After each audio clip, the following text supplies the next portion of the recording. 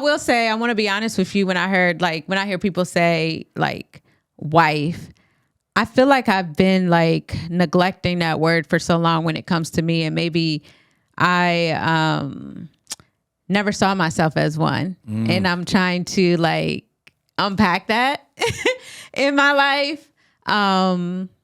Sorry. No, I already seen it. I seen it. This is a breakthrough. Here it is. Go grab your tissue. You said you never saw yourself as a wife.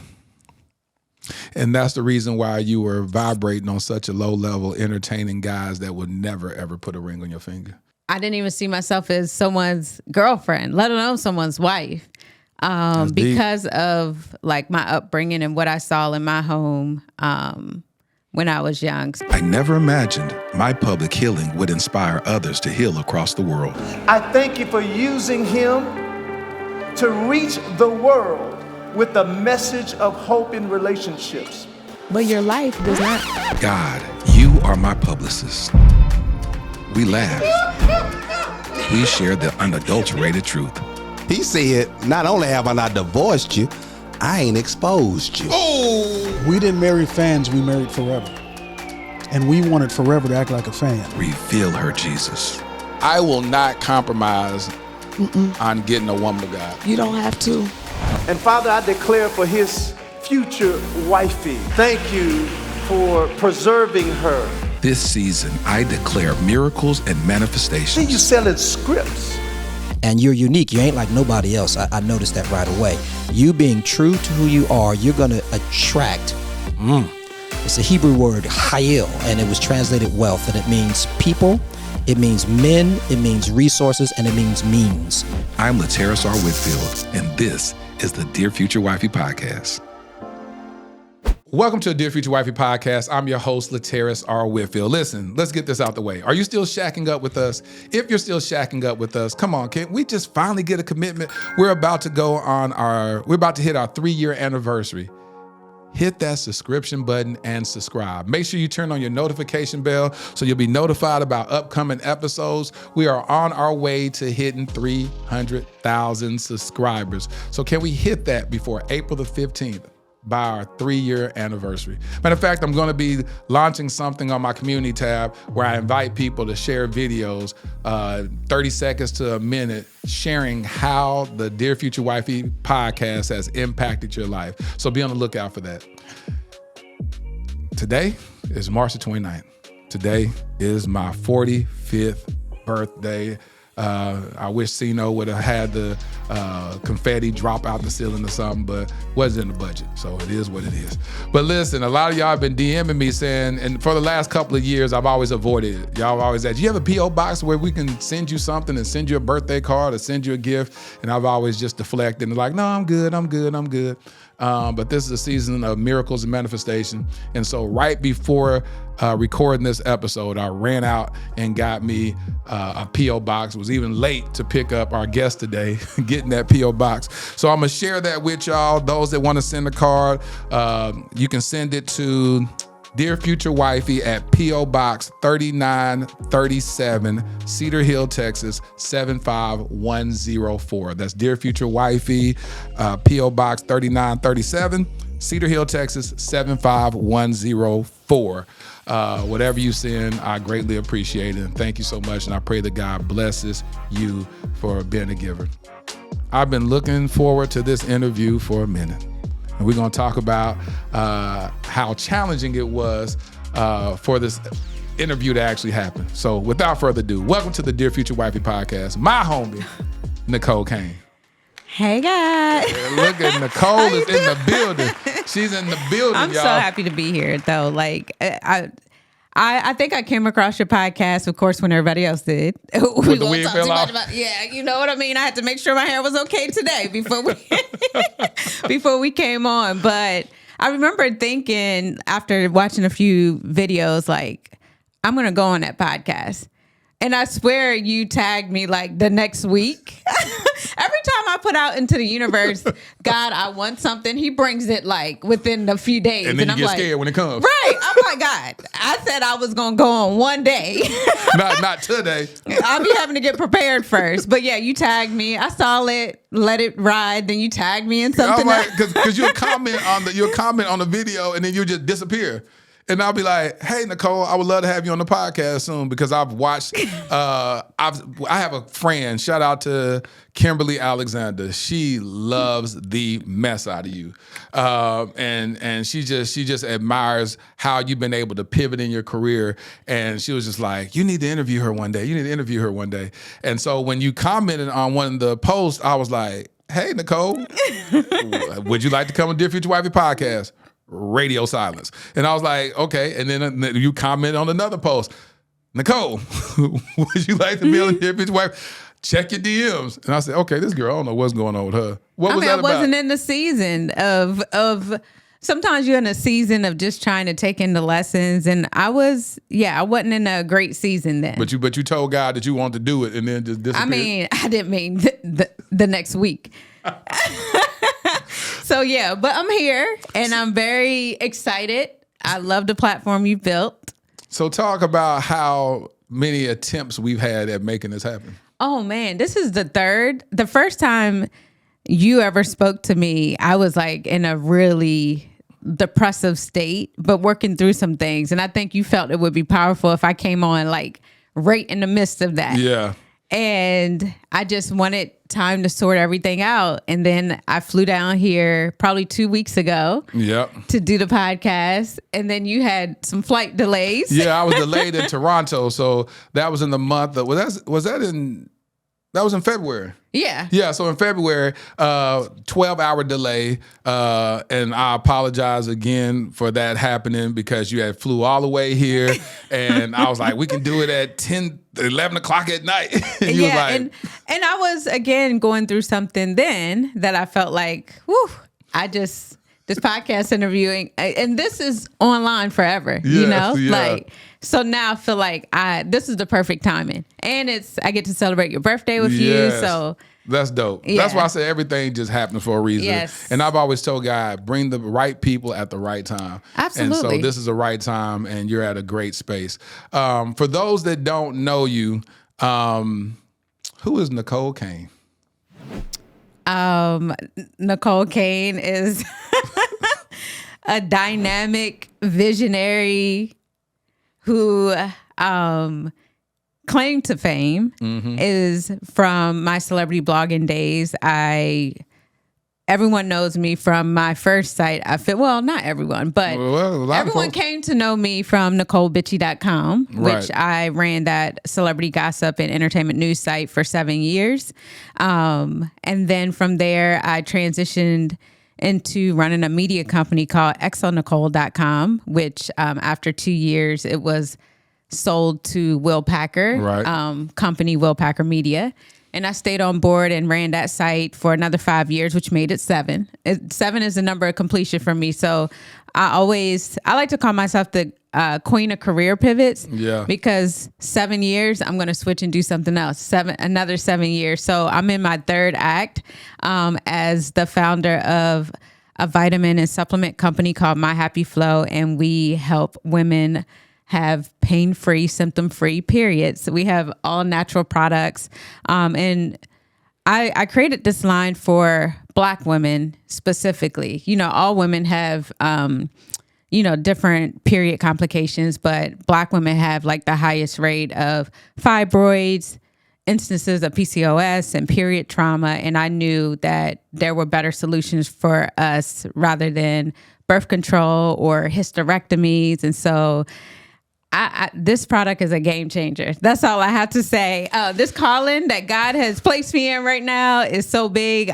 Sometimes I just sit back and it's scary, and sometimes it can be crippling. So how did this come to be?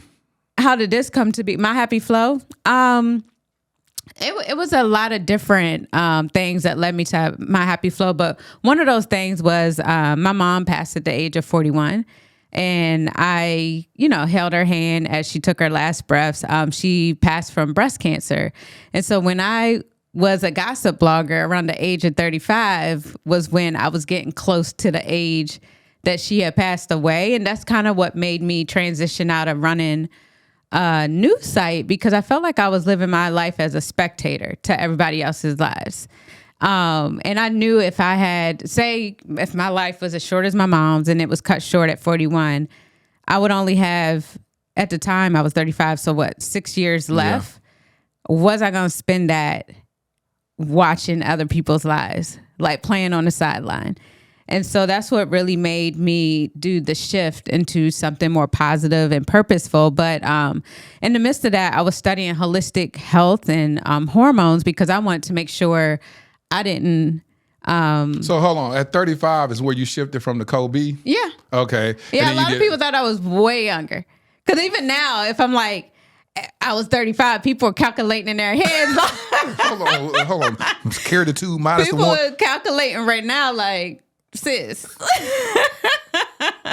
So you transitioned out, you sold that at 35. I didn't sell Necole Bitchy. I shut it down. I left money on the table. I could have sold it, but. So what made you shut that down and just leave money like that? Because. Have you ever shared how much you was making during that time? No, I've never have. You want to share that? No.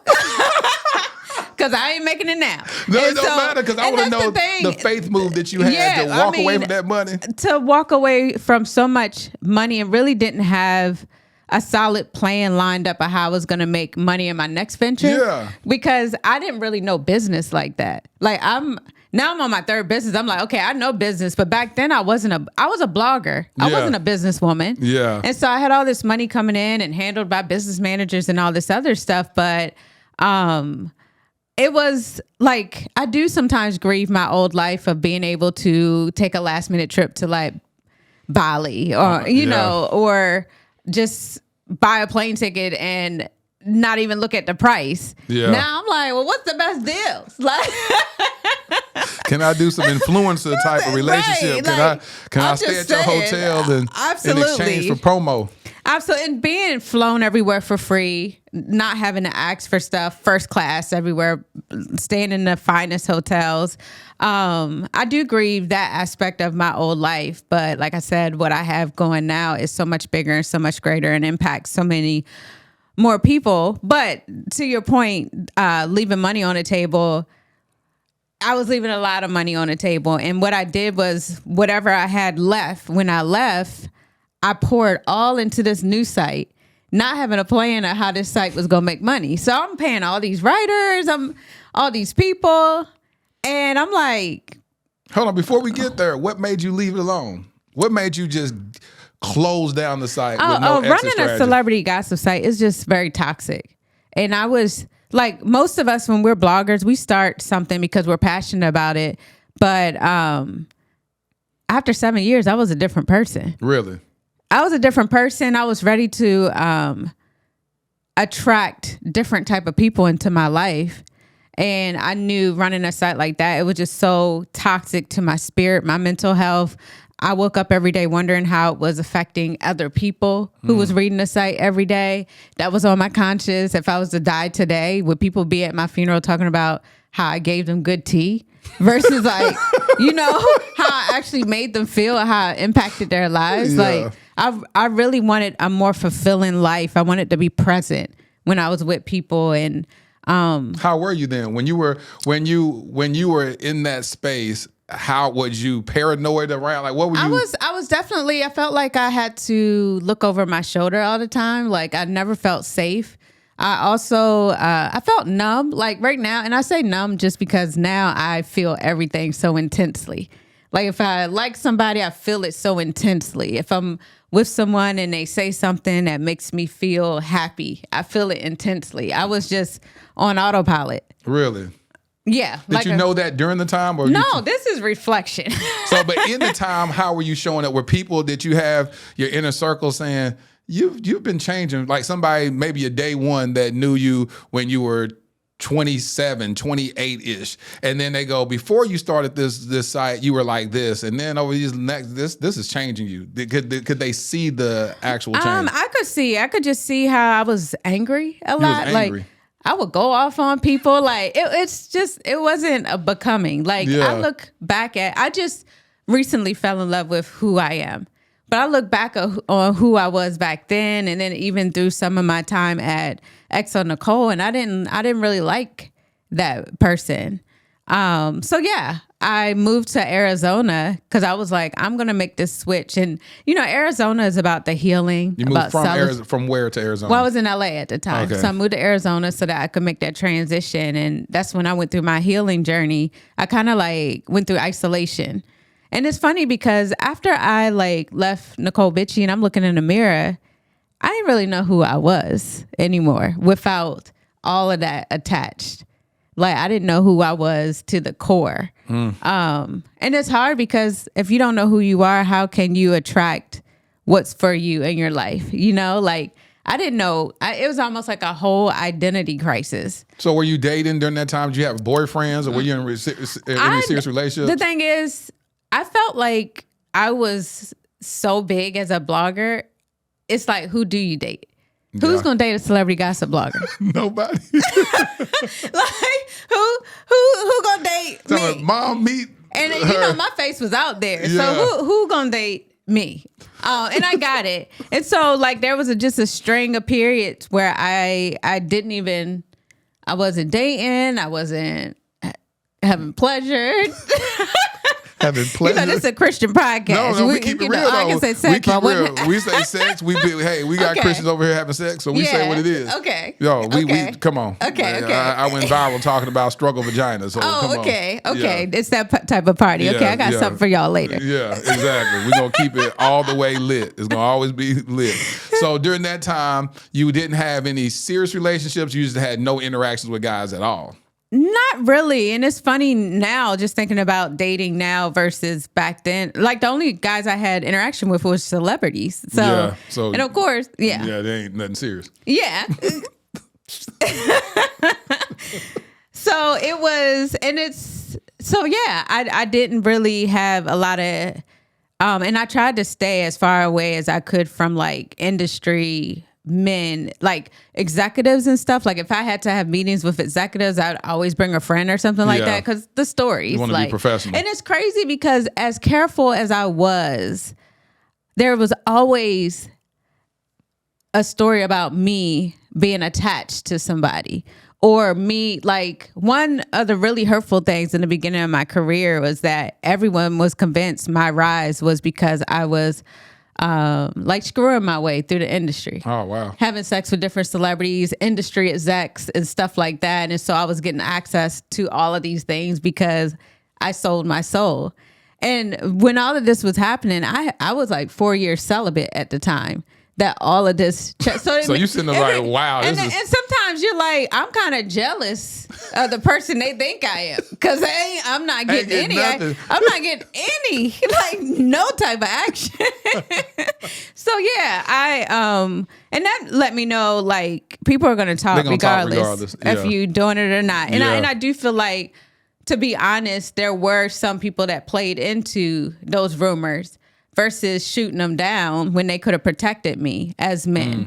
Making it like it really was a thing. And it's like, that was disappointing to me as well.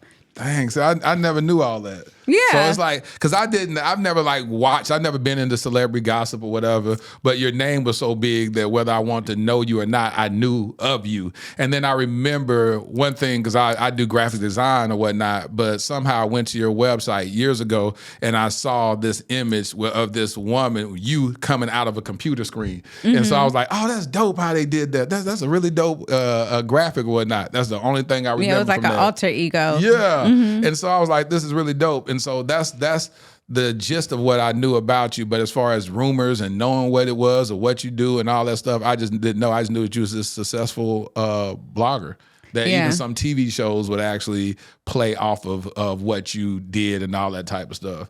And so it was just like, I said, okay, this girl has created a niche for herself. But you said in that space, you didn't feel safe.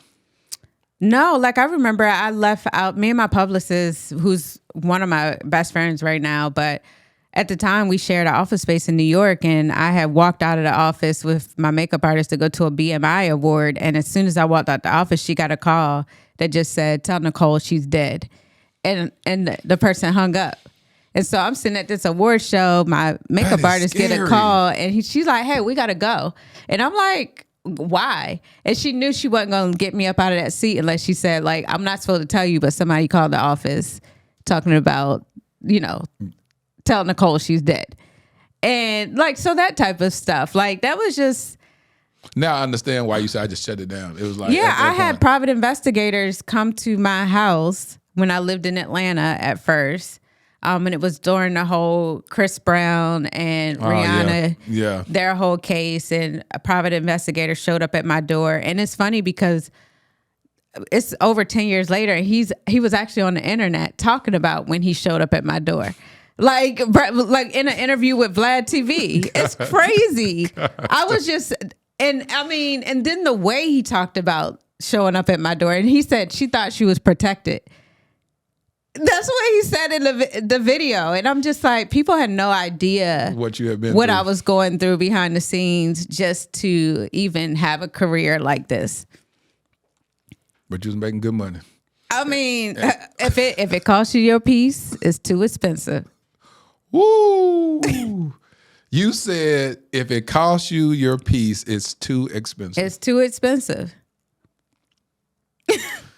So you tell me, what if you was making $200 million? Would you still walk away from it? Yeah, absolutely. $1 billion, would you walk away from it? Absolutely. Really, what you experienced, it was no dollar amount that would have kept you in it. My piece is just so much more valuable than all of that ruckus I was in. Like, so what was the tipping point? What made you just woke up one day and just said, forget it? Like I said, just my parents died at the age of 41 and 42, and I was 35 at the time. Just like those ages are nearing for me, and I really wanted to live my life, and so yeah. I don't regret that decision. How close around them losing their lives did you make that decision? How close in proximity was that for you to dissolve? Well, like I said, they were 41 and 42, and I made that decision when I was 35.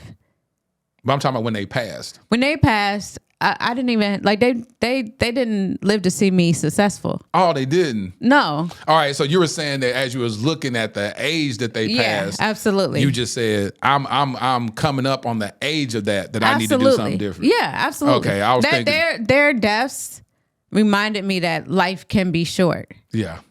So short. So, yeah. They passed away when you were what age? I was 22 and 23 or something like that. Yeah. So you were building all of this, no covering, no father, no mom, no whatever, just friends, peers your age that's kind of just coaching you through it or whatnot. And that's why it's very interesting that I was willing to walk away from these different brands. I was on a panel with like someone I call a mentor in my head that has a really big CPG brand and product-based business. Say their name. Oh, well, yeah. B. Dixon. I was on a panel with her, and Dawn Dixon, I think is her name, that I really admire. But I was like kind of like upset about something dealing with Necole or something, or just I was dealing with the depression of selling a business. And I remember B saying, you got too much heart in this business. Like we supposed to be doing it like the white man. We build them, we sell it, we build some more. And I realized like I've been so attached to my businesses, especially the first two, because of the community that was built within the, it wasn't just a product, it was community.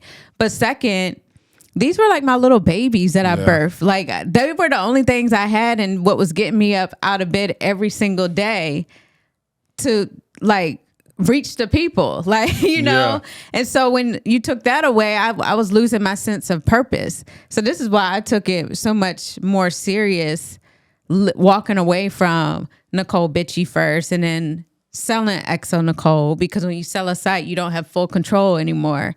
And it was just hard for me to adjust to now I am running, like I am very community driven with my Happy Flow, but I also know business, and I also know to scale the way I want to scale, I would have to raise money. But if you want to raise money, you have to be willing to give up the equity, give up your equity, and eventually get acquired. Yeah, because that's how your investors are going to get their money back. Yeah, and you don't want to do all that.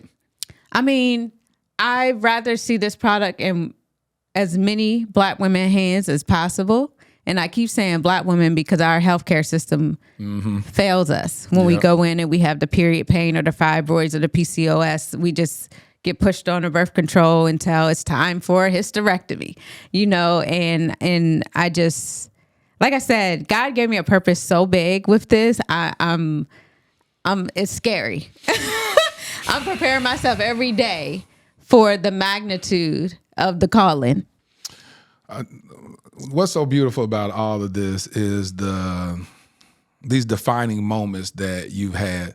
And of course, this being a relationship podcast, I love how this is about the transition into how you've seen yourself in relationships, the things that you desire in relationships. Because if you don't get that part worked out, defining who you are, you'll just become whatever you. Oh my gosh! You get with a guy and you become what he wants you to be. Absolutely. Versus having identity. So how has that transitioned after these defining moments and redefining who you are has allowed you to show up as this amazing woman in 2023, having gone through the journey? You and I have had some deep conversations.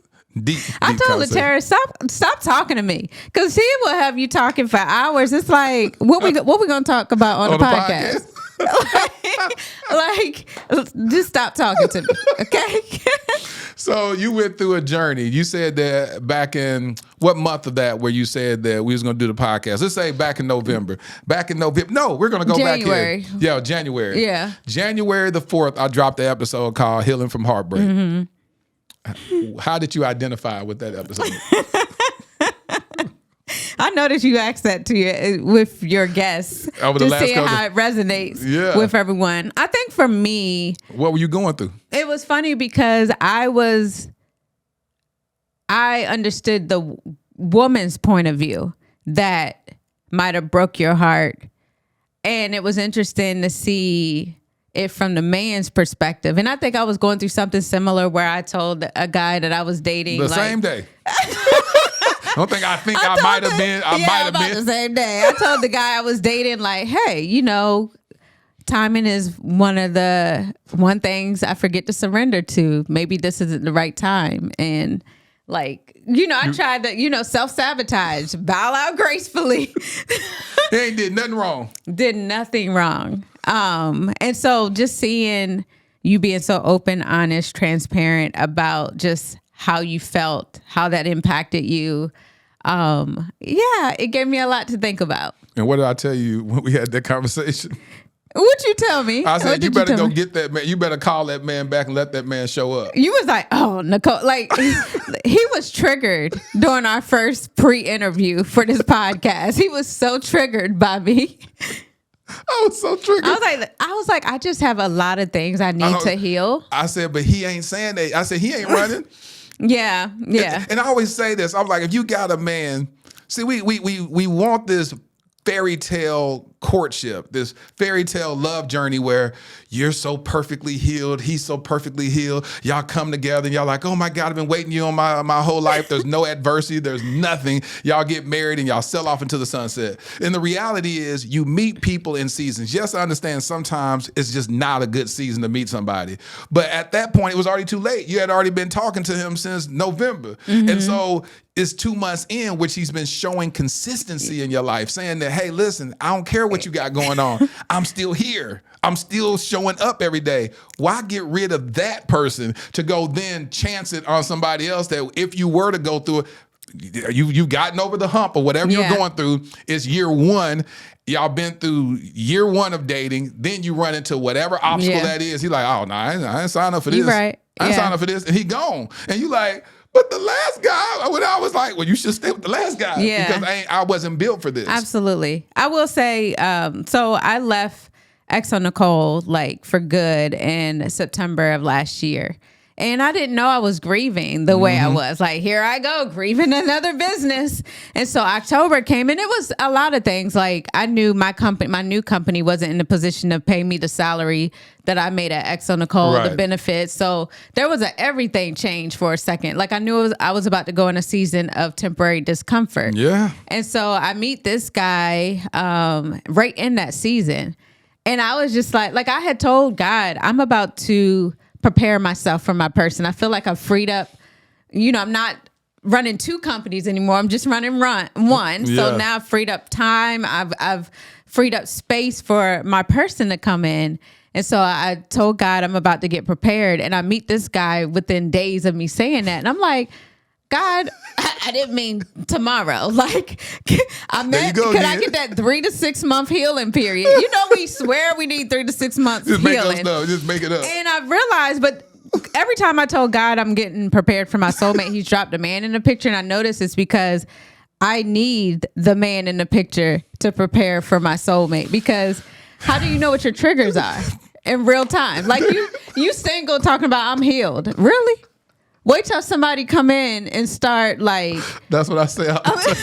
Yeah, and I think we hide behind that because we don't want to face ourselves. We hide behind being happily single, feeling, happy and whole, and it's so and alone. Because at the end of the day, you happy, whole, and alone. And then when somebody shows up, because people are mirrors to us. Absolutely. And so they'll show you stuff, and as you're getting to know them, they have their idiosyncrasies. You have your idiosyncrasies, and y'all trying to do life together and figure out stuff. And you're like, oh, well, I can't deal with this. No, work through that trigger. Work through whatever that is, and that's where the beauty lies. The beauty lies in the working it out, to cleave to one another and learn each other and have some patience and grace with each other. Yeah, it's like colliding with the weakest parts of yourself constantly. And so, this guy comes in and he's like so consistent. And so everything was, his healthiness was triggering me. His good mornings were triggering me. His calling me after work was triggering me. And only because now I'm realizing my anxiety is because I'm always living in the future. And so if he's consistent, I know the moment that pattern changes, I'm going to feel like he's pulling away or I'm losing him. And That's so good. I was anticipating the pattern change. So as them days kept going and he kept being consistent, I was so triggered. What a season that was. How would you show up? What would you say to him in those triggers? I wouldn't say anything. You Like, he didn't know. Huh? You just kept it internally? I did. I mean, I kept, I was so scared. This has been, I will say, when you date someone, you can grow when you date someone unhealthy as well. But when you date someone that's emotionally aware and mature and communicates well, has leadership qualities, it really evolves you as a woman. Yeah. And so dating him has evolved me so much from November to even now in March. Especially when it comes to communicating my needs. I don't think I ever knew what my needs were in a relationship. That's good. Like my non-negotiables and my needs, and communicating to someone how to properly love me. And so I'm learning all that, but you have to have somebody that's vulnerable. One thing I will say, with me having so many gossip blogs and catering to women, I've spent my entire life around women, even Necole, surrounded by women. I knew nothing about y'all. and y'all are some complex creatures. But so I've been spending the last few years through books. There's a book, His Need, Her Need, His Needs, Her Needs. There's this Audible by this woman named Allison Armstrong that has an amazing book called The Amazing Development of Men, Every Man's Journey from Knight to Prince to King. That's good. So through a series of different books, I learned a lot about how you guys operate. And I was determined, because for a long time I thought I did not think I would ever get married to a man. Like, we think I'm get married too? Maybe a woman, because because it felt so complex, But I'm realizing, like, you guys, now I go into the world with so much compassion and empathy, especially for Black men. Good. Because I do know, like, first of all, a lot of you guys are lacking intimate relationships. I think I saw Trevor Noah say the only time you get intimacy is through sex sometimes. Yep. And so we have intimate conversations with our girlfriends and hugs and love, but you guys don't get to collide with intimacy a lot. And then I feel like I aim to be a safe space for the men I date. That's good. Like, because it is hard for you guys to have safe spaces where you can be completely vulnerable to express your feelings. And so just learning a lot. And then I ask every man that I date for feedback. That's good. It's almost like an exit interview. I'm not getting up out of here until I get this exit interview, because I want to know how I can show up better in the future as I navigate my dating. When you told me that, I was like, there you are. I said, there you are. You've arrived. You got to the place to where, because it was a different Necole from January, because I think I talked to you like the first week of January. The Necole from the first week of January and the Necole I talked to now, two totally different people. January Necole was scared out of her wits end. Oh my gosh. Want to destroy whatever. Just, I don't need it. I understand. So much them. anxiety. So much anxiety. Now you like, I'm good. I'm good. I want to know this. I'm going to allow this guy to show up. I'm going to work through the hard stuff. We're going to have these hard conversations. If it doesn't work out, it doesn't work out. But I'm going to give it my all. I'm going to give it my all. And I told God, put his hands on it a couple of times. Like, God, if this is for me, show me, or like, I want what you want for me. And I felt like I heard God say the other day while I was journaling, but what do you want for you? And I realized I had never really put out there what I wanted the outcome of this, because I didn't want to be tied to a specific outcome. So I never had put out in the world or even said to myself what I wanted the outcome of this dating situation to be. And so I had to get in my journal and get real with how I wanted to see this progress. You never put reference around what you wanted it to become? No. That is deep. No, not at all. I just, I knew a man was in my life. He was being consistent. He was pouring into me in a season where I needed watering the most. And I realized in that moment, like, it would be a shame if he did all this pouring into this garden and wouldn't be able to be around to see it bloom, the flowers bloom. You thought about that? I did. How'd that make you feel? Like, I wanted him to be able to reap the benefits of the season where he poured into me. I wasn't doing any pouring. I'm honest with myself about it. I didn't have the emotional capacity. So yeah, that's how I feel about that. Does he know all this? No, he don't. Well, he know now. King, when you see this video, it's going to be the highest honor you could ever receive, to hear this queen esteem you like this and let you know what your work, that you've done some good work. Yeah, and I think sometimes, and that goes back to dating people with potential. Now, I know I'm a different case, because I know people will be like, girl, any man to see the value.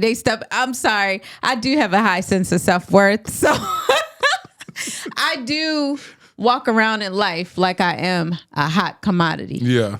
And that I am, once you put yourself on a clearance rack, you'll never be able to get the price, that the highest price paid for that. Mm-hmm. And that's how I feel. Like, I'm not putting myself on a clearance rack. So I have had lower moments of self-worth, but I walk around like I am hot commodity. I date with the spirit of abundance, because when you date with a scarcity mindset, it will always lead to heartbreak. Explain that. You said you date with abundance. What does that look like versus a scarcity mindset? I date as though if this does not work out, I don't want to say like Gucci, miss one, next 9 coming. Yeah. But I know, because of the work I've done, because of who I've become, and this is nothing to do with money, success.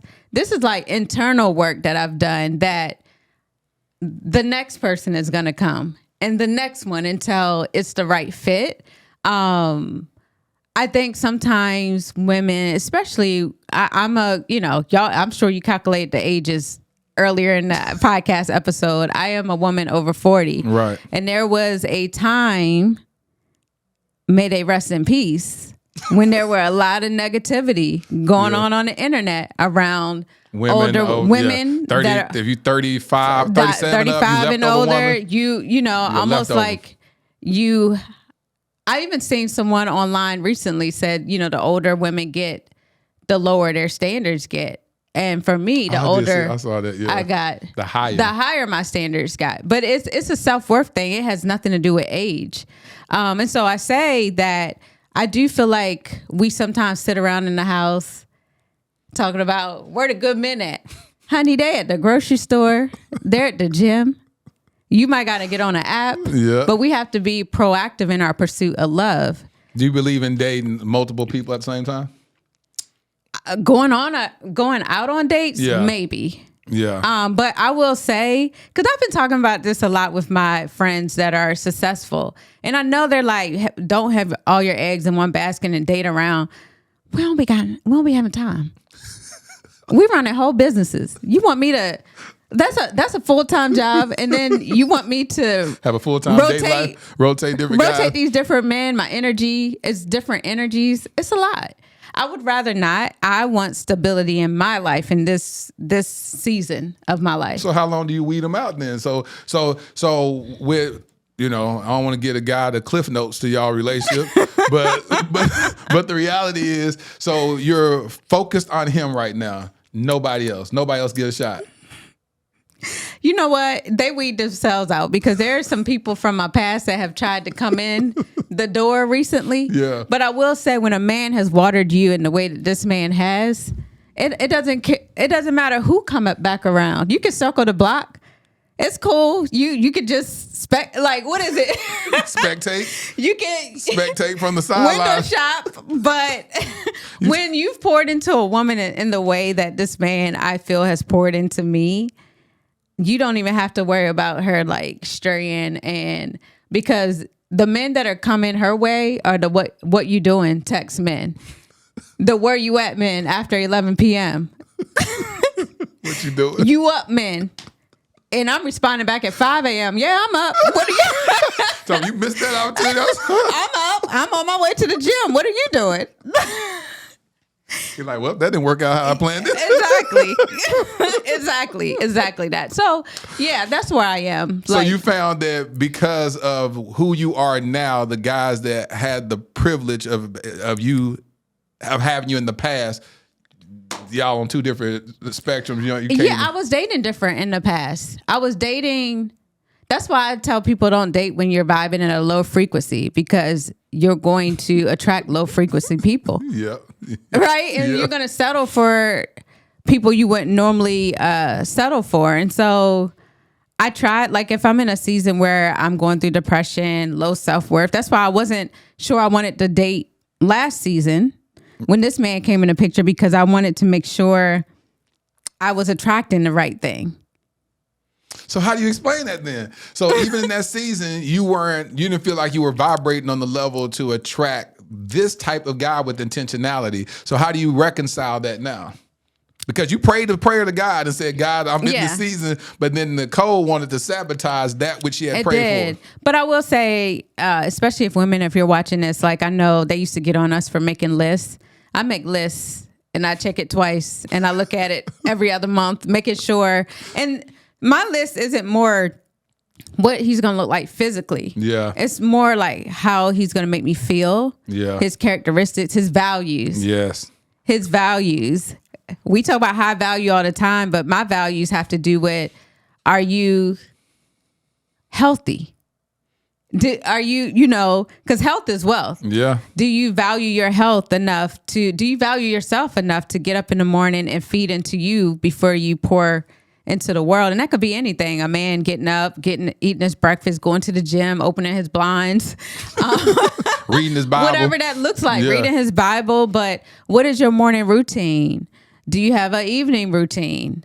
How is your day structured? Just how you're pouring into you, because that's going to reflect on the relationship, especially the moments where it gets tough. Yeah. Making sure he has a mental toolbox.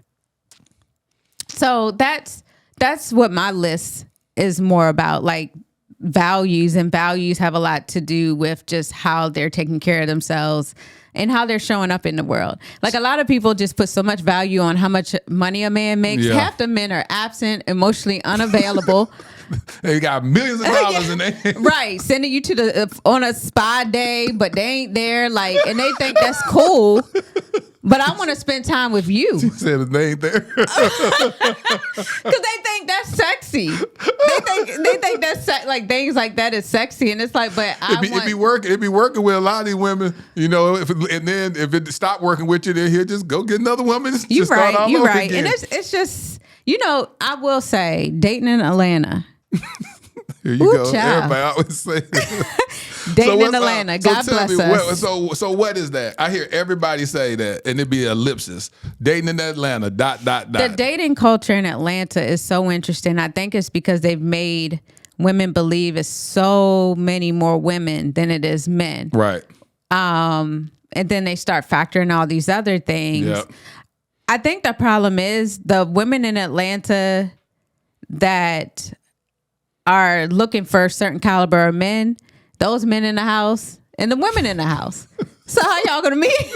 This is why I'm proactive. This is why I go to the grocery store. This is why I go to the gym. Like, because we're in the house. We're not at the clubs and the bars. Yeah. And so, I mean, we might meet each other Sunday sermon. Like, Yeah, exactly. So it's harder to find. The riffraff is out though. Oh yeah, they out in the streets. Oh, yeah, everywhere. They at every and event. loud and proud, loud and proud. They're at every event. They're at every restaurant opening. So I mean, it's interesting. Every restaurant opening. Yeah. So do you get approached a lot? A lot of guys. I mean, a lot of women say they don't even get approached by guys in Atlanta a lot. That they have to be the one initiating. Well, the we have to be mindful of our energy. Because if I'm at the gym and I'm over in the corner with my headphones on and I'm in the zone, I don't look approachable. But if I'm walking past a few machines and I make eye contact and I smile on the way to my next workout. Teach him, Necole. Teach him, Necole. You know what I mean? The same with the grocery store. I think a lot of times we'll get in the elevator, a man will get in and we'll look down immediately. Or you get in the Uber driver trying to chat. You just like, do you have open enough energy? And I think that's the difference between getting approached more often and not. I love all this. I love all of this because I like I said, I just love the evolution that you've been through in such a short time. Like literally January and March the 29th. Oh my gosh. This would have been a totally different podcast. And I'm so happy because like this is online forever. Yeah. You know, and I did want to show up the best version of me. I know people love me in my not so great seasons, and you would have learned a lot as well. Yeah. But I'm in a very reflective state. I'm glad that I helped save a life. You know what? LaTerras. You was about to kick old boy to the curb. I was like, no, this is a good guy. That's what I'm saying. It's a good guy. I will say the reason why he's still in the picture, because I have like a coach, I have a therapist, I got a whole team of people to help you keep it together. Yes, because yes. So, but the good thing about it is you're self-aware enough and humble enough to admit when you're wrong. And I do, and I will say this, like, you know, our dating lives go through different seasons, and so you know some people are addicted to that first 4 to 6 weeks when you're just getting to know somebody and you feel like you got the chemistry and connection, and when it get a little bit too deep for them. Because it's fun and flirty in them 4 to 6 weeks. Yeah. But now we're like, okay, what we doing? You know, and when you get around that 60 to 90 day part, you definitely on some, what are we doing? Especially if you're dating women over 30, 35. Like she's not trying to be strung along. And so I feel like some people, men and women, we get addicted to that first Yeah. 4 to 6 week, and then that you see a lot of things going downhill after that, and you see like, you know, you start looking at things that are not attracted to you anymore, or self-sabotaging because. Man, once you get past that first 60 days, it gets scary. It gets scary up in there because now you're in the imperfect stage and y'all are really getting to see each other's flaws, the wounds, if you are having a below the surface relationship. Yeah. The triggers. And if you can get past that, like that stage where like you have to bring your real selves to the table, then I'm invested. And that's where the beauty occurs. That's what, but it's the beauty happens in that. The beauty doesn't happen in the initial content. That's easy. Like you said, it's you own some other type of stuff. You like, oh, I like being around. It's fun talking to them. But when you talk about some real stuff, and then you go like you and I discussed, it becomes that stage where now you're responsible for that person. At first, you're not responsible. You don't owe that person a phone call. You like, if I talk to you, I talk to you. If I don't, I don't. Absolutely. But then it gets to that place where you be like, no, like you said, that consistency. I gotta maintain this consistency. I gotta maintain. I've sent her good morning text for the past 2 weeks. I gotta maintain that because she's gonna be looking for that. and it's so interesting the way it is interesting the love the way journey. the love journey. It is. Yeah. I had something I wanted to say and I lost it and I said Because I saw the eyes. What you about to say? You just thinking about it. Take a moment. Yeah, was talking y'all about can the always interesting- edit. Yeah. So he was talking about the it's interesting of how the responsibility, how it transfers from just talking to somebody casually. So that's what I was gonna say. You know, I see all this content online showing women how to be high value women, how to be irresistible. And it always say things. I feel like it's teaching us to run a lot of game. Right. But also how to be irresistible. Make sure you always fun and flirty. Like, and that's telling you to go out in the world but what about my boundaries? You know, what about my needs? And so what happens is women take that advice and they're dating men and the man is doing something that's unacceptable to them, but they just mental note. And it's piling up. It's a tally, little receipt tally of things. But she waits until she gets the ring. She down the aisle. She's married. Now she wants to call him out on some things. And he's like, this is who I am. This didn't matter to you when we were dating. Yeah. All of a sudden it's an issue. It's a problem. Yeah. And so for me, it's very important for me to date men who are able to be accountable, who if I, you know, bring something to their attention, they adjust because they value me. And so they're like, and it's a growth. It's, you know, if it don't challenge you, it don't change you. So it's all about growth. And that's why I ask for feedback. Like what I said, it don't challenge you, it don't change you. It don't change you. And that's why I ask for feedback because I know I'm not showing up innocent either. So what can I change? How can I be better? And what kind of feedback have you heard? Ooh, I hear a lot. I do hear men say like you scare me or like you make me nervous. Do they give a reference of why? I will say my emotional. I will say if you probably asked the last couple of men I've dated since 2020, they probably will tell you that I was very emotional, unavailable, and very like guarded. This dating situation I'm in now, and I was telling him that last night. I said, "You opened me." It's a book called "Open Her," but he opened me. Just a series of actions over weeks at a time, and I just felt myself opening up more and more. And I'm like I said, I'm night and day what he met back in November. Heck, you're night and day who I talked to in January. Night and day. Yeah.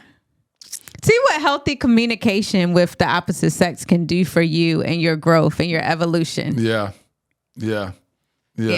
So you love this person now. The person You know what? you are. I ain't talking about him. I'm talking about you. I ain't talking about him. I'm saying you love this person. This person you I am are. so in love with the woman who is sitting here on this podcast today. Yes. Like, and her evolution and I come from a background and I felt it made me unlovable. And so sometimes I had to figure out if I wanted to rewrite my story or embrace my story. And I went through this with one of my coaches, and she said, "Do you want to rewrite your story?" And I said, "You know what? I'm gonna keep the story because it's gonna help somebody.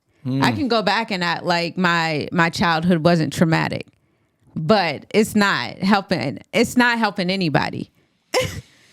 Come on, let's talk about that. When you had the choice to rewrite your story or embrace your story, when you embrace the story, when you embrace who you were, what your childhood looked like, what did it look like, Necole? So my childhood, I will say, you trying to get me to the tears.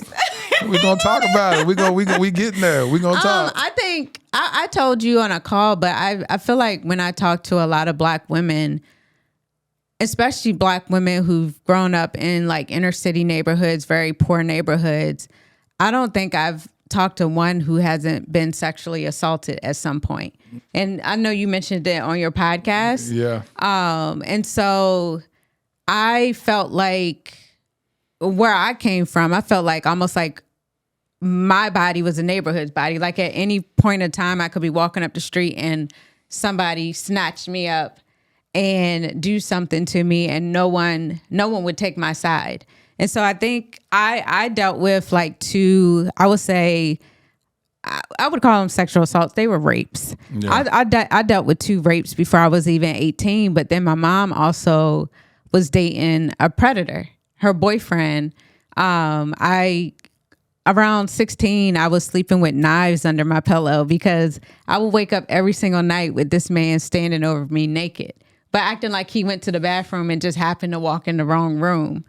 And so, like I said, in prior incidents, when these things happened to me and I would tell, it was always somebody that was close to someone close to me. And I would tell that person, it would be like, it was your fault. And they would dissociate from me. Really? Yeah, they would dissociate. Like one incident, I was visiting a friend that lived out of town. She was 18. I wasn't 18 yet. She wanted to go off to a club for 18 and up. So she left me with her neighbor, which was a guy, a boy or whatever.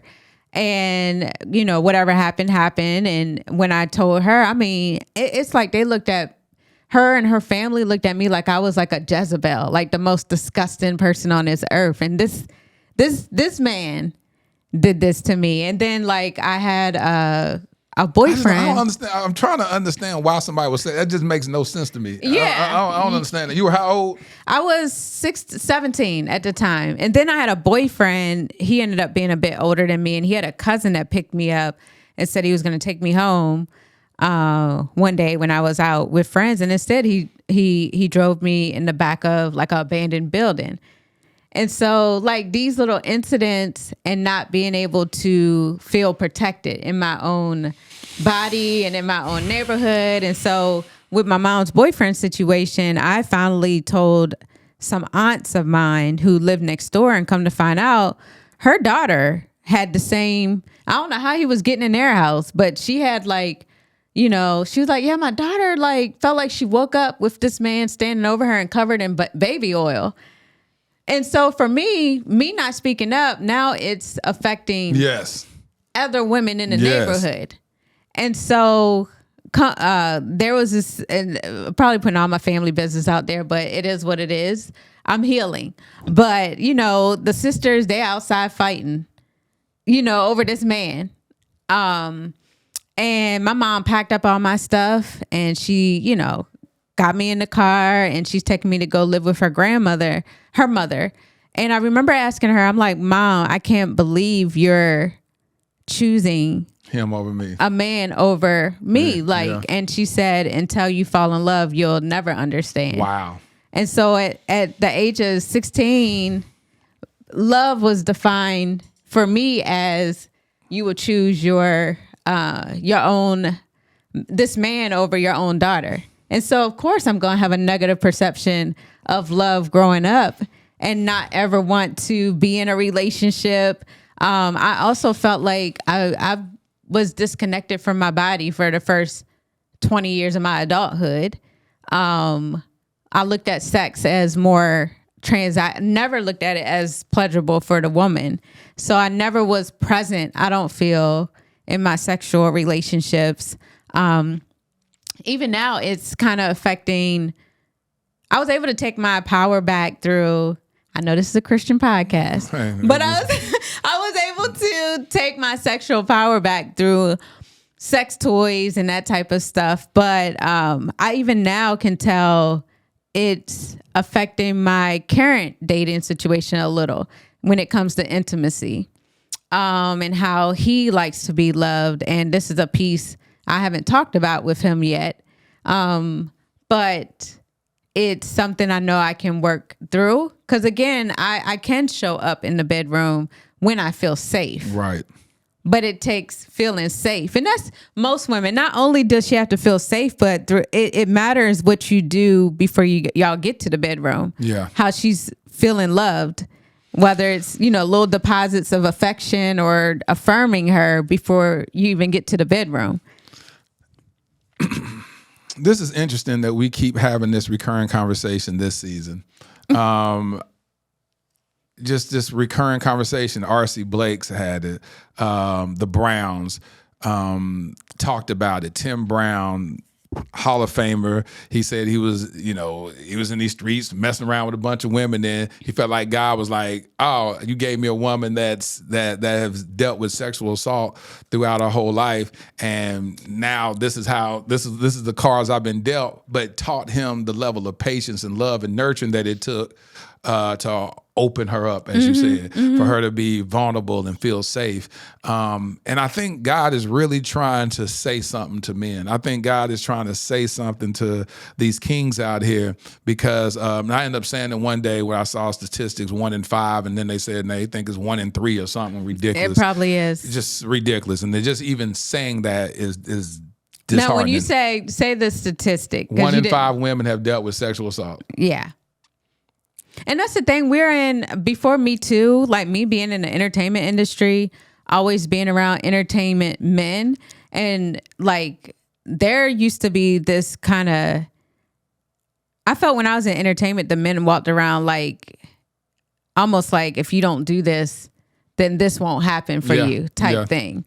And so, it was just scary being in the entertainment industry and not knowing if I was gonna have to sell my soul. And I was scared. I remember I've always had calls to come meet with some type of executive or whatever, and like I said, I would take a friend or say That's no, smart, though. or no, it's okay, like So why were you that smart? Because at that young age, to even be self-aware to bring a friend. Because of what I went through in my childhood, I didn't even want to be around these men by myself. Yeah. Or put myself in a compromising situation. I don't know why. This is the season of miracles and manifestation, and this keeps coming up. It just keeps coming up. I do think like there's women watching that probably have been through this, and it makes them feel unlovable, right? Like no matter if it's the way people treated them after they might have told someone they trusted. Even there's a lot of women who have not experienced the orgasm or have had kids but never experienced pleasurable sex. Yeah. And it's sad, actually. Yeah. And that's why I said I don't want you feeling like you have to edit yourself when you're saying something. This is your story. This is your journey. It is what it is. Because at the end of the day, the person that is blessed with you, they will have to go through that journey with you. And if God, I'm gonna say since God is using you to be a light in this area, to be able to shed reference and understanding, then I want men to be able to hear from a queen and say, okay, she says that mostly every woman that she talks to, her friend circle, has dealt with this before. Yeah. The likelihood of me dating a woman and then hopefully marrying a woman that has encountered this, that have dealt with this, I got to understand I need a level of sensitivity. I need to be able to show up and be like, dog, why you tripping? Why you ain't trying to, dog, you this, 1 minute you want to do this, next minute you don't. I touch you, now you move my, what's wrong with you? Yeah. You know what I'm saying? And hit it with, what's wrong with you? Something's Yeah. wrong with you. And then that's echoing in your mind. You like, I've heard this all my life. What's wrong with me? Something is wrong Yeah. with me. And that's not going to allow you to open up. Even the way they show up in the bedroom, like, are you gonna just like, have sex with her like she's a porn star? Are you gonna be slow and easy and like gentle with her? But to be quite honest, I mean, we're talking about women who have dealt with rape and sexual assault. A lot of men have too. Yeah, and they show up different as well. Yeah. They show up different in the same extremes. They can be extremely sexual, or they can be where you be like, dang, he tripping. Is he gay or something? He don't even want to touch me. He don't want to do nothing or whatever. And I just want to continue providing these safe spaces for both parties to be able to have these conversations where they have, I get so many DMs from people that say, me and my husband, me and my fiance, me and my boyfriend, we watch your podcast every single Wednesday, and we have deep conversations. And so I'm honored, today being my 45th birthday, that I'm honored that God has trusted me with this safe space for people to have conversations, to be the conversation starter for people to go deep and be able to say, hey, listen. And hopefully, King, if you're watching this episode and you've dealt with sexual trauma, that we're providing this safe space for you to talk to that loved one, that wife, that girlfriend, that future fiance or whatever, and you say, hey, listen, like here's the test of our relationship. I want to open up and share with you something I've never shared with anybody before. And then when you create that safe space and open up your heart and have that vulnerable moment with them, I'm telling you, it's going to take your relationship to the next level. It's going to allow you to love deeper. Absolutely. I always say vulnerability sets me free. And so being able to, I'm only looking to show up in spaces where I can be authentically who I am and be able to share my story and feel safe sharing it and be met with compassion and empathy and not like disgust. So yeah, like I said, instead of rewriting my story, and it's funny because during my celebrity gossip blogging days, I started going to hypnotherapy, which, subconscious mind work. And they were able to almost make me forget about that part of my life. It's almost like I buried it for years. And that's how I was able to function through those years of blogging. But now I'm confronting it like head on, and I'm just proud of myself in this season. Like I forgive all the people. It's like I don't hold a grudge or y'all not making me unlovable. Because I do, again, you go out into the world and you feel like you're unlovable, but you determine how lovable you are by how open you are to love and to letting the right people in. So I am lovable. I like that. That's going to be a reel. I love it. I'm lovable. It's interesting because I was going to do a TV series called Lovable, and it was going to be people sharing their stories. It's kind of like the show Single. What's that thing that's on? It's called Single Ladies or something, or Single something. And it's like these interviews, like a docu series where they're just sharing their story. And I was watching, I was like, man, that's my show, Lovable. I was like, man, it's going to be male and female or whatnot. But one thing that I want to be transparent about is that even before you said the word rape, I was like, please don't say that word. Please don't say that word. Why? It's because even on YouTube, it'll show that my video has limited advertising using that word. Are you serious? Yeah, it'd be like open to whatever, and it broadens the reach of the video. It has trigger words that you have certain profanity, the F-bomb, the whatever, and if you say the word rape, that's crazy. It automatically limits it. And I said, I don't care if I make $5 off this video. We have to talk about this, especially in our community. Normalize it. Yeah, I mean, I'm so proud of, first of all, your podcast, but where we are right now. Even it's been an evolution over the last 2 or 3 years with men having these forums to talk about things like this, men and women talking about things like this, and we're healing as a collective. Why And do I you think that? Why do you think that is that they will sit there and like you use a word like that in the video where it be? I know it's triggering, but why would it be like we don't want you using that word? You may have to use the word sexual assault. Maybe that's comfortable. But what made you say no? It was rape. What's the difference between sexual assault and rape to you? I feel like when I hear sexual assault, it might just be somebody groping me. Yeah. Right? Like, they're touching me inappropriately, where a rape is like actual like penetration. Yeah. Maybe that's how I take it. Yeah. Well, that's how I take it too. And that's why I wonder why like social media sites like that, like YouTube would say, well, you use these words, we're gonna limit the reach of it. But it's funny I keep saying it's funny because none of this is funny. But I will say, just reflecting on how I have been in my adult life, I've been hyper independent because of that situation with my mom kicking me out and seeing how she chose a man over me. And I don't know if it was because she was dependent on him for financial or what the dependency was, but that resulted in me being hyper independent. I'm going to do everything on my own.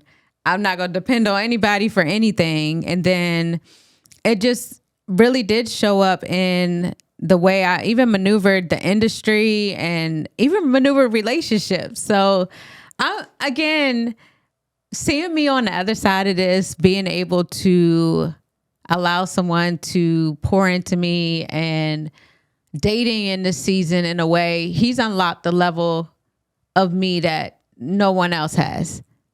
And openness and a vulnerability that no one else has. And it's so beautiful to see, because it's like my younger self, she wants to sabotage. She's so wounded and like scared. Yeah. But it's like, I want her to look up, like, and I want it to like really, it's almost like I wanted to disown her.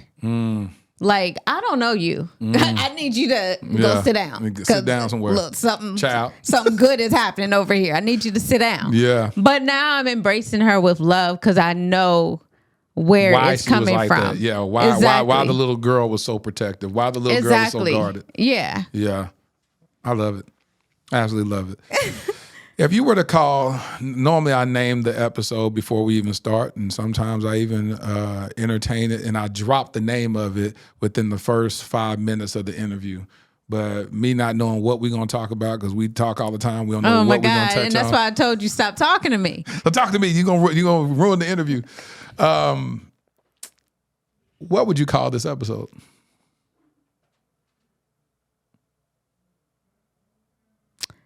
I know what I want to call it, but I didn't talk about it. I mean, it doesn't align with what I... So what was it? What did you think about it first?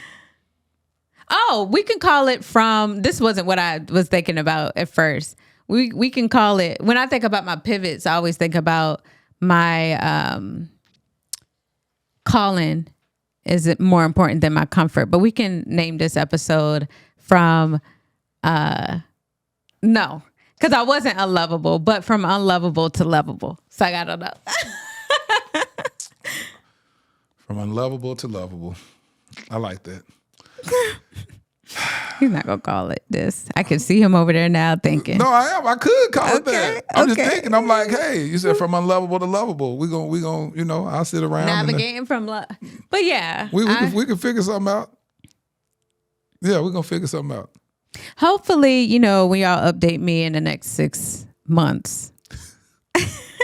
That will be interesting to bring this mystery man on the podcast. Oh. The thing is, this person is so low key. I know it. And he was just so different than what I anticipated. Like from his structure to like everything. Just everything. And I didn't mention it's a long distance thing. So that's distance. A long distance. We talking about way across the country. We talking about time zone 3 hour difference. Yeah, 3 hour. I mean, long 5.5 hour flight difference. So in the beginning, it was everything that I was just like, I was like, absolutely not. This is not what I'm looking for. So it's taught me to be open to what it looks like. The episode last week, the guy was like, I did not believe in long distance relationship. He lived in St. Louis. She lived in D.C.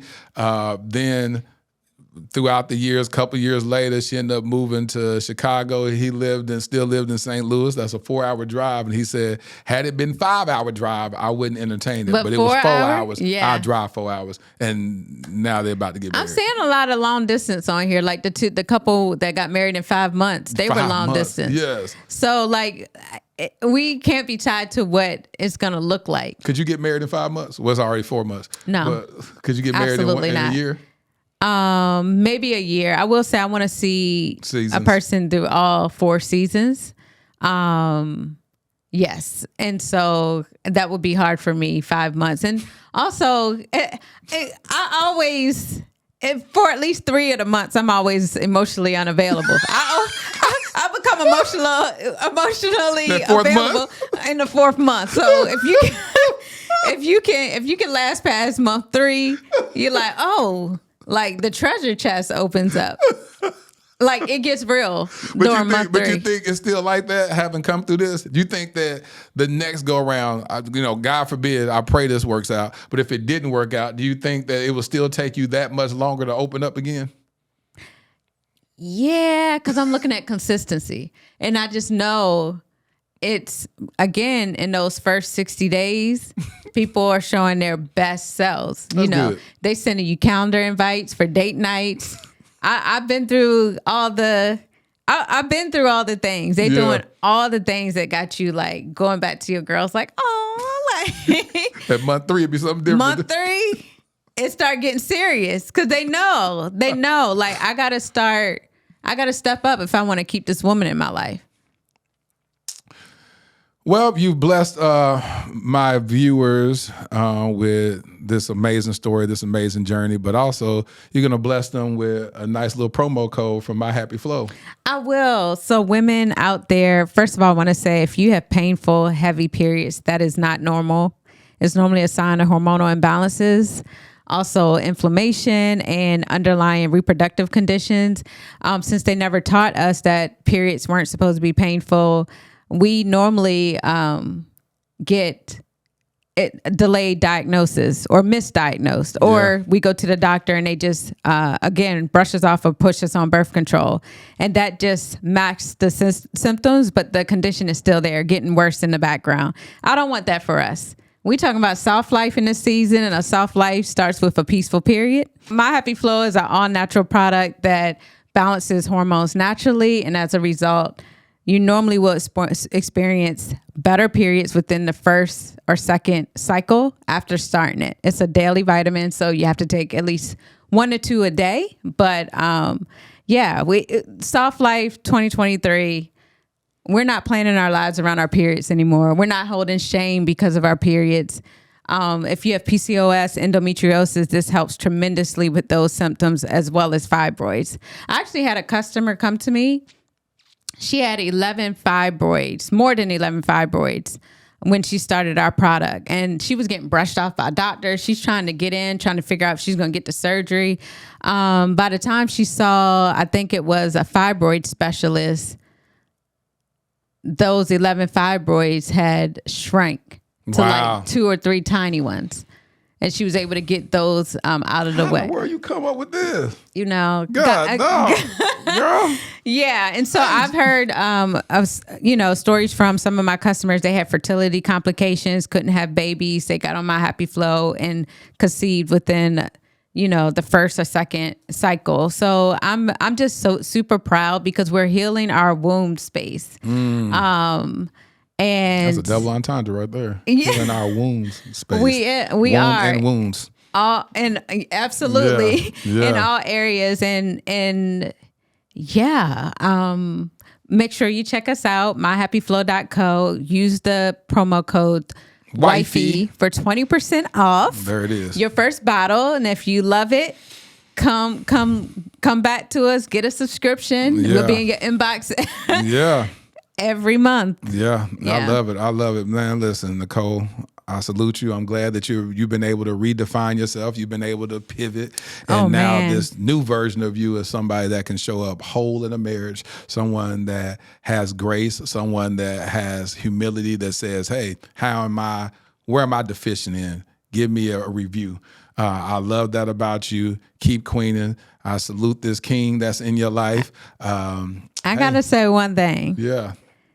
because LaTerras be like, What I say? put Tell you me. on the spot. What I say? LaTerras be like, you sound like a wife. Yeah. And I want to challenge him. What does a wife sound like? A wife sounds whole. A wife sounds very responsive. A wife sounds like for instance, if I say something to you and I give you godly wisdom or advice, you're not defensive. You're like, well, hold on now, but you don't know, and what you don't, you'd be like, you know what? Yeah, I do need to look at that. Hey, I do need to do this. And it's like, oh, you have a teachable spirit. You're not argumentative. You operate highly in your feminine energy. You don't come off masculine, even though you used to be a bodybuilder at one point in your career. You know, you're a woman. And so when I hear you speak, I've been asking God to allow me to hear the sound of a wife. And so I can talk to certain women. I go, ooh, that's a wife. But I will say, I want to be honest with you. When I hear people say like wife, I feel like I've been like neglecting that word for so long when it comes to me. And maybe I never saw myself as one. And I'm trying to like unpack that in my life. Sorry. No, I already seen it. I seen it. This is a breakthrough. Here it is. Go grab your tissue. You said you never saw yourself as a wife. And that's the reason why you were vibrating on such a low level, entertaining guys that would never, ever put a ring on your finger. And they were just using you for what they used you for. And it is what it is. Like you said, very transactional. And it's not even your fault, because it was what was robbed from you early on in life and what was consistently robbed from you. And that's the unfortunate thing about it, when you have these queens that get robbed so early and have to go through life trying to find out who they are. What you said, the majority of this episode, is that you didn't know who you are, and you found your identity behind whatever business that you became. Yeah, I mean, I've never even gotten to the girlfriend stage. And it's not because no one wanted me to be their girlfriend. It's like the self-sabotage of it, I didn't even see myself as someone's girlfriend, let alone someone's wife. Because of like my upbringing and what I saw in my home when I was young. So it's getting through that. Like if y'all ever see me in a wedding dress, It's gonna go viral. You understand me? I'm gonna post it, repost it. viral, like, because, and that's the beautiful thing about just this season of, even when God said, well, what do you want from this? And me having to like break past my old dart process of what girlfriends and wives look like, or partners in general. And so, yeah, I'm still like processing that now. I want you to say, I'm a wife. Oh my God. I want you to say, I'm a wife. I am a wife. Say it again. I'm a wife. I am a wife. I am a wife. Y'all hear him I am a wife. trying to embed this in my head. I am a wife. I am a wife. Period. And I'm going to be someone's beautiful, amazing wife in the future. Good. Do you mind if I pray with you real quick? Sure. Come on. Heavenly Father, I lift up Necole before you right now, God. I ask that you continue to break every chain that's on her mind, on her heart. Continue to elevate her to the level that you have destined for her to be. She's a beautiful light, a beacon of light for the world. God, I thank you for her vulnerability. I thank you for her transparency. Continue to use her for your glory. Lord, we thank you in advance for the great exploits that she is accomplishing, the people's whose lives that she's going to impact and change. God, we give give you all the praise and the glory. Thank you for her transparency. Thank you for her showing up for such a time as this to represent you and share your light. Lord, we thank you. In Jesus' name we pray. Amen. Amen. Woo! Well, listen.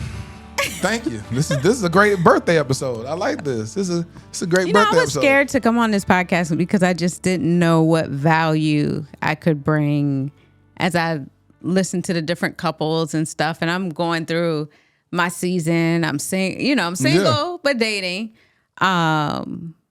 But yeah, so it was intimidating. Watch how much value you get. Watch how many people are in your DMs, how many women. Just watch. I hear it in the spirit. Watch how many people start DMing you. Watch how many people like, girl, I was going this. Thank you. I never felt like I was a wife. Thank you. I've never felt like I was lovable. Thank you. And you have no idea how many people around the world are tuning in right now, tears streaming down their face because you are representing them in this moment. I'm telling you, God is so strategic. I got a DM the other day. They say, how did God find these people on your podcast? And it's exactly what I need every week. Yeah, You're thinking to kind of run out. You be like, okay, I've heard this story before. I've heard this. I mean, how many times can you talk about this? But God is literally my booking agent. He brings those specific people on at the specific time that needs to be. Think about it. You wasn't supposed to be on my birthday episode. I was kind of scared to come on here because, to be quite honest, I'm glad I am in a season where like somebody's in my life right now, but the more visibility I have, the harder it is for me to date. And so in my quiet seasons where I'm not visible, I'm not doing podcasts, I'm not on the internet and on Instagram, that's when I tend to attract the men. So I was like, I'm not trying to have visibility right now. And this is, I mean, you have a pretty big podcast. But I'm trying to work past that block because that's just me trying to dim myself and my light to attract people. And I should be able to go out into the world in the fullness of who I am and still be able to attract whoever my partner is going to be. That's real. Yes. Show up fully in all your glory. That's what I'm talking about. Show up fully. And that's the word for everybody. Show up fully in everything that God called you to be. I remember this beautiful poem by Mary Ann Williamson. And you saw that poem in Keelan the Bee. Matter of fact, I'm going to pull it up. Because that poem, you're saying this, and we was talking about that earlier today. Let's see. What is that? Oh, Mary Ann Williamson. You can talk right now while I pull this up about what's on your heart. You so silly. Y'all gonna cut this anyway. No, I'm not. I'm gonna let that be what. No, I'll be letting stuff be. It'll be transparent. You gonna cut me out when you did your little flub, yeah. But hold on, that's that. Our deepest fear. Listen to this by Mary Ann Williamson. Our deepest fear is not that we are inadequate. Our deepest fear is that we are powerful beyond measure. It is our light, not our darkness, that most frightens us. We ask ourselves, who am I to be brilliant, gorgeous, talented, fabulous? Actually, who are you not to be? You are a child of God. Your playing small does not serve the world. There's nothing enlightened about shrinking so that other people won't feel insecure around you. We are all meant to shine as children do. We were born to make manifest the glory of God that is within us. It is not just in some of us, it's in everyone, including you. And as we let our own light shine, we unconsciously give other people permission to do the same. As we're liberated from our own fear, our presence automatically liberates others. Our deepest fear.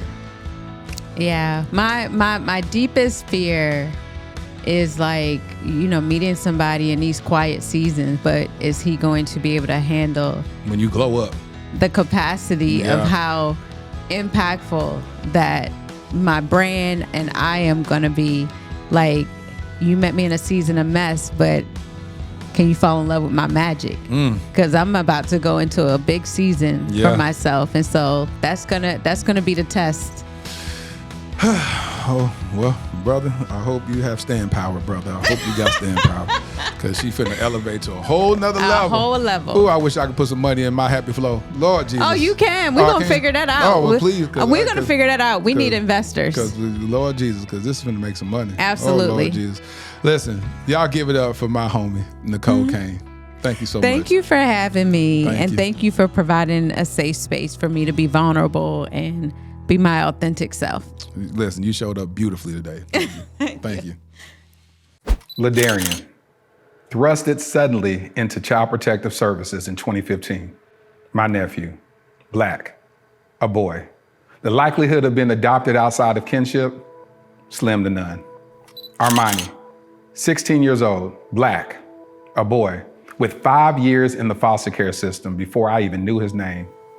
The likelihood of ever being adopted, yep, you guessed it, slim to none.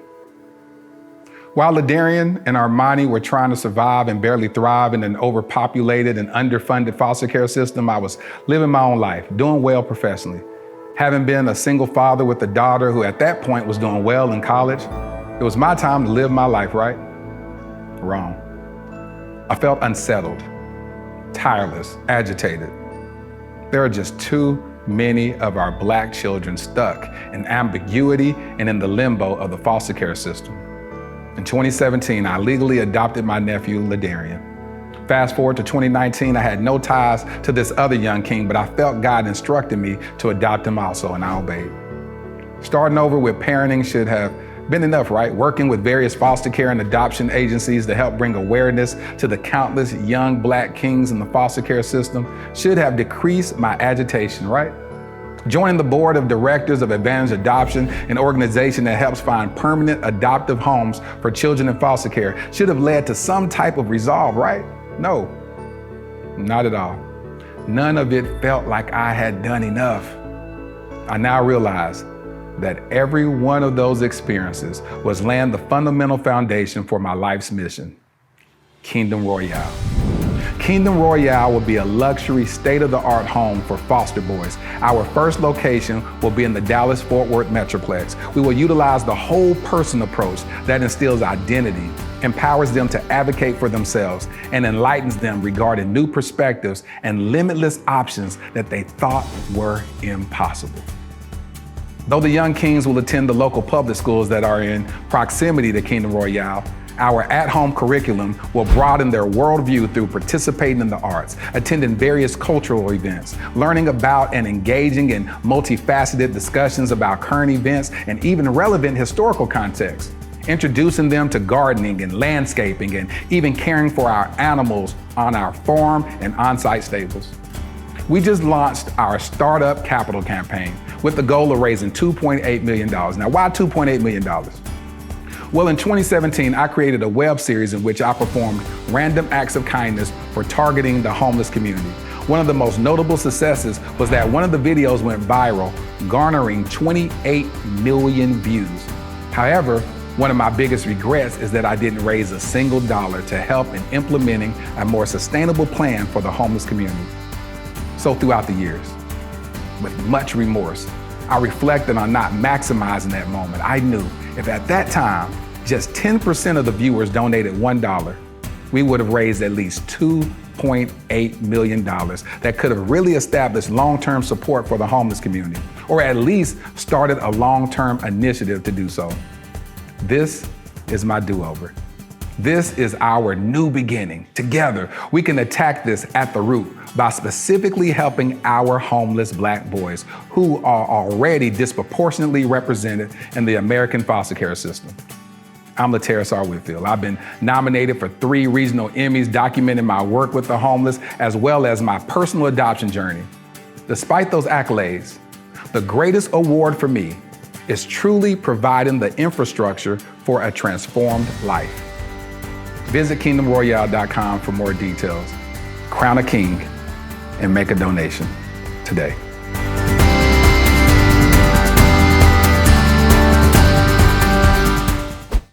Let me tell you something. I'm 45 today. 45. And when I think back over the years and just even the last 3 years, I never imagined that I'll be doing this podcast, and this podcast will be reaching people all over the world, providing healing, providing restoration, providing hope in the area of love, providing salvation to those who had given up on Christ. I'm grateful today. I'm thankful for today. I honor God today. Here's my favorite part of the podcast where I speak to my future wifey. Dear future wifey, the morning sun bombarded its way through my blinds, dawning a new day. As the rays from the hot glowing ball of hydrogen and helium kissed my bald head, I cracked open my crust-filled eyes. I grabbed my cell phone. The date on my home screen reads March the 29th, 2023. Today, I'm 45.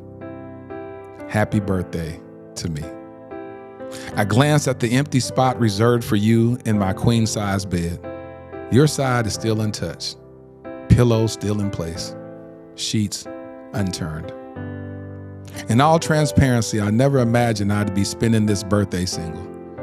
I'll celebrate this day of birth, but I'll subconsciously grieve it's not been shared with you.